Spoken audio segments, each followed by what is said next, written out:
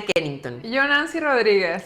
Y estás viendo Cipre en Diálogo. Estamos en un bloque más de la psicología de los desastres naturales. Ahora estamos hablando sobre cómo se puede pensar en crecer después de un desastre natural. Eso nos remite directamente a un término de la psicología que es el crecimiento postraumático. Este concepto de crecimiento postraumático hace referencia al cambio positivo que un individuo experimenta como resultado del proceso de lucha que emprende a partir de la vivencia de un suceso traumático.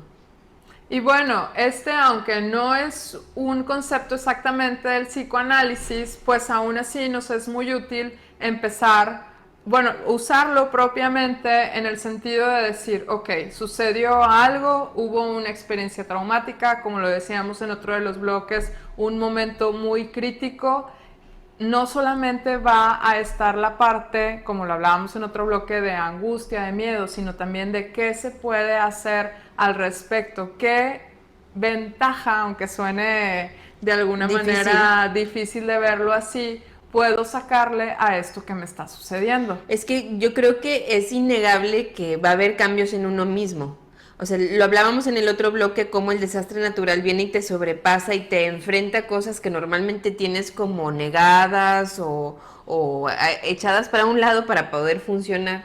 Inclusive yo creo que muchas de las personas que sufren o viven un desastre natural pudieran haber pensado antes, yo no podría con esto, y luego se enfrentan a sí vivirlo y sí poder, mal que bien, con dificultad, con sufrimiento, experimentando un cierto duelo o angustias o miedos, como lo hemos ido platicando, pero a fin de cuentas sí pueden con eso. Entonces, de entrada eso pudiera generar un cambio en uno mismo, ¿no? Como el hasta redefinirte como alguien que pasó eso, y además también pues todas las diferentes pérdidas que se viven a lo largo o que se pudieran llegar a vivir al pasar un desastre natural, que pueden ser pérdidas físicas o inclusive de personas cercanas, cambia de alguna manera quiénes somos, porque lo que tenemos, con quién estamos y lo que hacemos es parte de quiénes somos. Entonces, ante perder cualquiera de estos elementos, también se va a modificar nuestra identidad. Entonces, de ahí puede ser que crezcamos o que nos debilitemos. Y yo creo que la gran mayoría, o lo que a nosotros como profesionales de la salud mental le quisiéramos apuntar, es que no de una manera automática, pero que sí, el vivir una experiencia difícil como la es un desastre natural o como cualquier otra, nos pueda llevar a crecer y a modificarnos y a fortalecernos. Exacto, acá también. Y a conocernos en un nivel como más profundo. Sí, sí. ¿No? Y esto, bueno, bien lo dices, como esta situación va a dar oportunidad de conocernos de una manera más profunda. También hay otro término que nos puede ayudar como a comprender el cómo es que sí puede suceder esto, que es el de resiliencia, que se ha definido como la capacidad de una persona o grupo para seguir proyectándose en el futuro a pesar de acontecimientos desestabilizadores, de condiciones de vida difíciles y de traumas que a veces son graves. Entonces volvemos a esta parte que nos dice Cristina de conocimiento propio, y no va a pasar solamente como por el decir, ay ya, yo me siento súper bien, aquí no pasó nada, vamos a darle para adelante. A veces lo podríamos pensar así, no es cuestión nada más de voluntad, de ser así como súper positivos y aquí ya va a salir todo bien. Realmente va a haber todo un proceso, como lo mencionabas, donde va a haber diferentes duelos que se tienen que ir repensando, revalorando, por lo tanto, elaborando, sufriendo para poder elaborarlos, y de ahí es que entonces se pueda hacer algo nuevo, pueda haber posibilidades de crear, de tener algo diferente como para poder, como decíamos en un primer momento, crecer después de un desastre. Y fíjate que la resiliencia ha habido como diferentes investigaciones en relación a este término, y normalmente lo que se busca es como tratar de entender por qué dos personas que viven un mismo evento reaccionan de una manera tan diferente. Okay. Y cómo hay personas con, le llaman como un mayor grado de resiliencia, y hay otras que tienen menor grado de resiliencia. Y los que tienen mayor grado es como si tuvieran más fortaleza o más habilidades para hacerle frente a eso.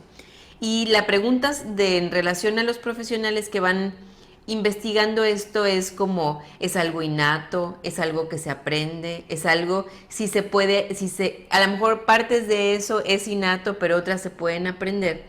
Y yo creo que de ahí sí se identifican, si mal no recuerdo, como ciertas habilidades que aumentan tu capacidad de resiliencia, que también son las mismas capacidades que creo que se dan por consecuencia de una psicoterapia, como el poder hablar las cosas, el encontrarles un sentido, el reconocer lo difícil que son. Y ahí creo que es como una cuestión paradójica el que me hace más fuerte el reconocer que soy débil, ¿no? Y, y yo creo que eso es algo que nos debería de hacer como pensar, ¿no? El que podamos permitirnos ante un desastre natural reconocer lo difícil que puede ser, reconocer lo angustioso, el temor que se vive, lo desestructurante, el cómo las definiciones inclusive de lo que es importante de nuestra vida pudiera realmente cambiar, o aquello que dábamos por hecho, pues ya empezar a dudar que tal vez no es tanto por hecho, y empezamos a definirnos a nosotros lo que tenemos, lo que hacemos y con quién estamos de una manera diferente.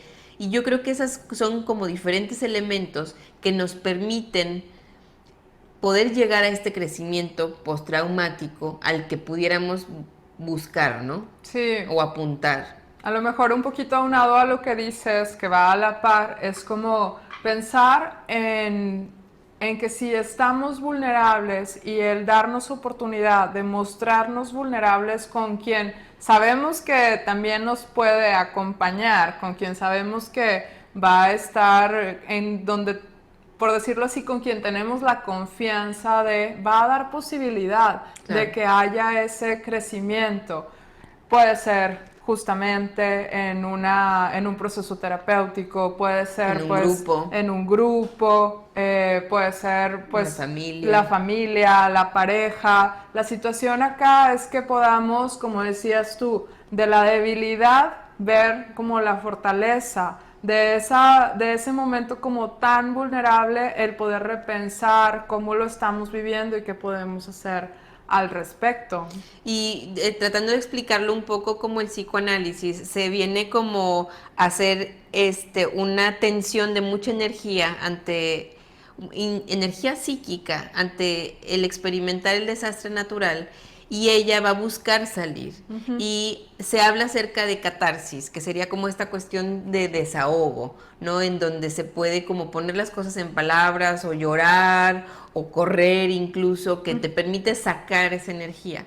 Pero no nada más nos tenemos que quedar con eso, sino tenemos que, ahora sí, agarrándonos un poco de la voluntad de decidir procesarlo, y el buscar ponerle palabras, explicarlo, darle sentido, reflexionar al respecto, pensar en cómo eso se relaciona a otras cosas que he vivido, o inclusive no necesariamente algo que he vivido, pero algo al que le he tenido miedo o que me ha angustiado en otro momento, o al que he tratado de negar, y cómo estas asociaciones de ideas, sentimientos, recuerdos y vivencias, o fantasías, o inclusive sueños o pesadillas, cómo esos van a estar pegados a ese evento, ¿no? Sí. Y el trabajar eso con un terapeuta sería lo ideal. Y si lo vas a hacer por ti mismo, pues en una libreta o algo, y si te atoras, pues buscar la ayuda profesional para que tú puedas encontrar, después de un evento, de un desastre natural, y de consecuencias emocionales al respecto, puedas encontrar el crecimiento postraumático. Sí, no es en vano cuando llegamos a escuchar acá en la consulta que algún paciente nos diga, pues es que cuando caí hondo, toqué fondo, fue también no estamos invitándolos a que tengan que tocar fondo para que puedan hacer cambios muy decisivos en su vida. Sin embargo, pues hablando de desastres naturales, va a ser desafortunadamente y afortunadamente puede ser una oportunidad como para tocar fondo y de ahí empezar a hacer cambios muy importantes, muy prescindibles, que a lo mejor antes no nos habíamos dado la oportunidad, no habíamos tenido, como tú mencionas, esta voluntad de sí trabajar para eso. Y bueno, aunque no estamos completamente a favor de que se autodiagnostiquen, más bien no estamos a favor de que se autodiagnostiquen, sí creemos que el diagnóstico nos puede a veces ayudar a entender o a buscar ayuda. Y relacionado con este tema hay dos diagnósticos, el trastorno por estrés agudo y el trastorno de estrés postraumático. Ambos tienen los mismos síntomas, que son diversos y ustedes los pueden buscar si lo buscan en internet y si ponen DSM-5. Y ahí van a ver la lista de diferentes síntomas. Los síntomas son similares. El trastorno por estrés agudo va a ser lo que normalmente vamos a estar experimentando después de un desastre natural y lo podemos empezar a experimentar 3 días después del evento hasta un mes. Si después de un mes esto no se diluye, no disminuye y desaparece, entonces se convierte en trastorno por estrés postraumático. Es necesario buscar ayuda cuando después de un mes seguimos teniendo efecto. Pueden buscar o no pueden buscar los síntomas. Lo importante es cómo tener conciencia de que si ya pasó un mes y todavía me siento emocionalmente desquebrajado o muy mal o muy angustiado, es necesario buscar ayuda. Bueno, pues yo creo ya vamos cerrando con esta temática y los invitamos a que puedan compartir estos programas que hacemos ahora sí que de todo corazón y que puedan acompañarnos aquí en Cipre en Diálogo. Siempre es un gusto estar contigo, Cristina. Igualmente, Nancy. Y bueno, nos seguimos viendo muy pronto aquí en su programa Cipre en Diálogo.